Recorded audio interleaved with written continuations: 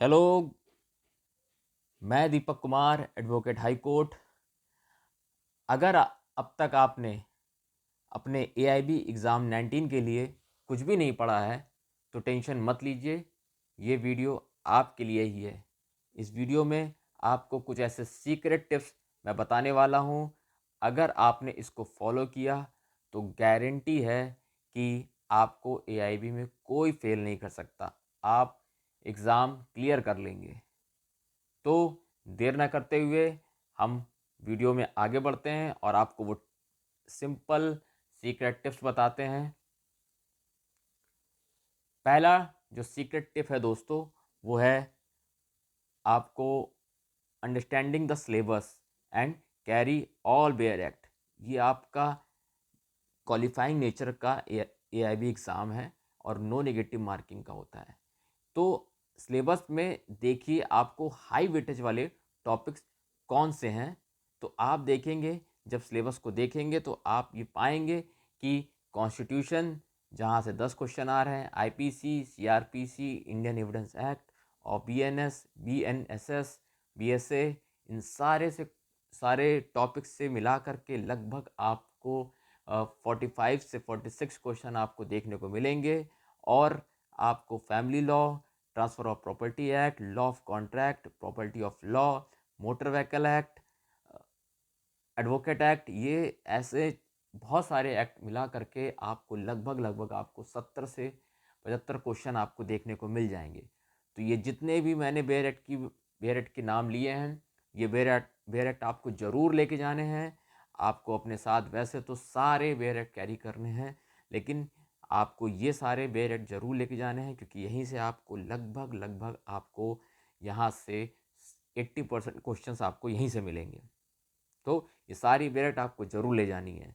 सिर्फ इतने टॉपिक से आप आराम से, मेरा ये मानना है कि इतने टॉपिक से आप आराम से 50 क्वेश्चन ज़रूर कर लेंगे। लेकिन अब ये समझते हैं कि आप ये करेंगे कैसे।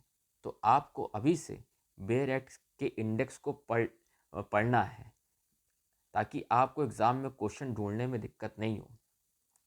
एग्जाम्पल के तौर पे हम दोस्तों एक क्वेश्चन समझते हैं। ये जैसा कि आपका जो दिसंबर 2023 में एआईबी का 17 का एग्ज़ाम हुआ था, उसका क्वेश्चन है। आप देख पा रहे हैं यहाँ पे क्वेश्चन क्या है, which of the following provision of constitution of India state that no tax can be levied or collect except by authority of law.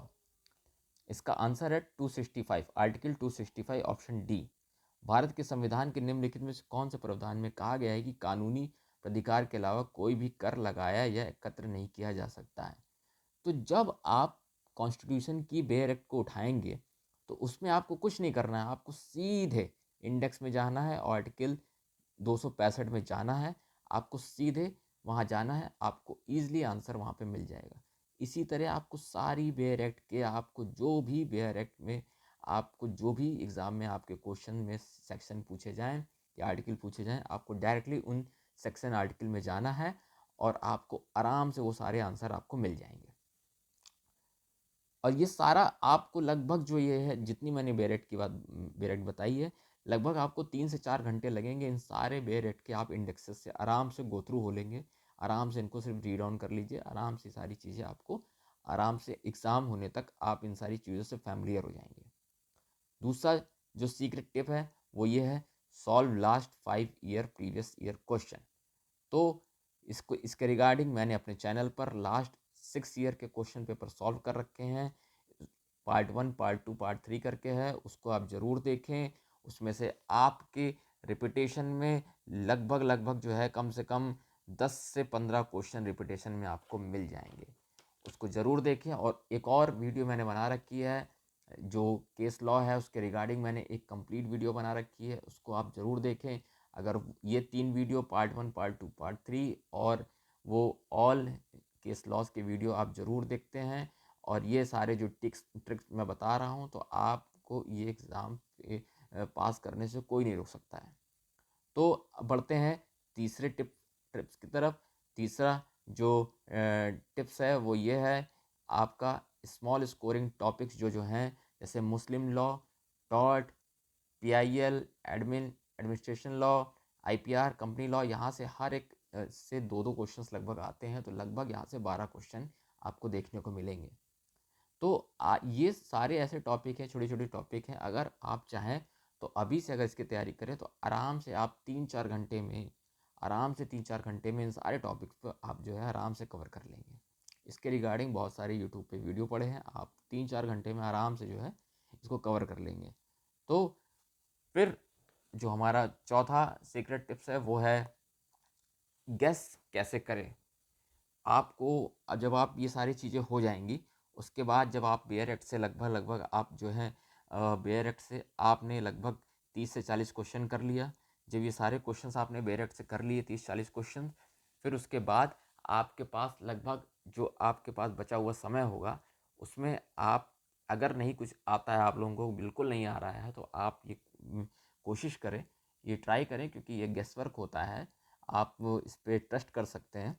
तो आपको एग्ज़ाम में ये करना है कि आपको कोई भी जो एक क्वेश्चन से जो नहीं आ रहे हैं, आपको एक सीक्वेंस में आपको ओमार में आपको टिक करना है। फॉर एग्ज़ाम्पल के तौर पे आप अगर आप जैसे कि आप टिक कर रहे हैं तो आप बी भी टिक करिए, लगातार आप बी टिक करिए। और अगर आप कुछ कर रहे हैं तो लगातार आप 4 बार सी टिक करिए, या फिर आप 4 बार ए टिक करिए, या फिर डी करिए। तो लगातार अगर आप इस तरह कोई भी एक आंसर ऑप्शन अगर आप जो है टिक करते हैं, तो आप मान के चलें कि अगर आप 40% श्योर एंड शॉर्ट आपने क्वेश्चन कर दिया है, उसके बाद आप 60 क्वेश्चन अगर गेस वर्क भी करते हैं, तो उसमें से प्रोबेबिलिटी ये है कि आराम से आपके 10-15 क्वेश्चन सही हो जाएंगे। तो उससे आपका एग्ज़ाम आराम से क्लियर हो जाएगा। तो ये सारा ट्रिक सीक्रेट ट्रिक्स भी है और टिप्स भी है आप लोगों के लिए। और सबसे इम्पोर्टेंट चीज़ है, क्योंकि एग्ज़ाम बेरक से ढूंढने का होता है, तो इसमें सबसे इम्पोर्टेंट चीज़ ये है कि आप टाइम मैनेजमेंट ज़रूर करें, वरना आपका टाइम निकल जाएगा, आप ज़्यादा क्वेश्चन नहीं कर पाएंगे। तो टाइम मैनेजमेंट आपको ज़रूर करना है दोस्तों। इसका आपको इसकी अभी से आपको 1-2 दिन प्रैक्टिस करनी है, आराम से आप टाइम मैनेजमेंट करना सीख जाएंगे। तो अगर ये वीडियो आपको पसंद आई हो तो प्लीज़ लाइक करें, शेयर करें और सब्सक्राइब करें। और ये गेम चेंजिंग वीडियो हो सकती है, अगर इसको आप इतना फॉलो करते हैं तो आप आराम से एग्ज़ाम क्रैक कर जाएंगे। Thank you.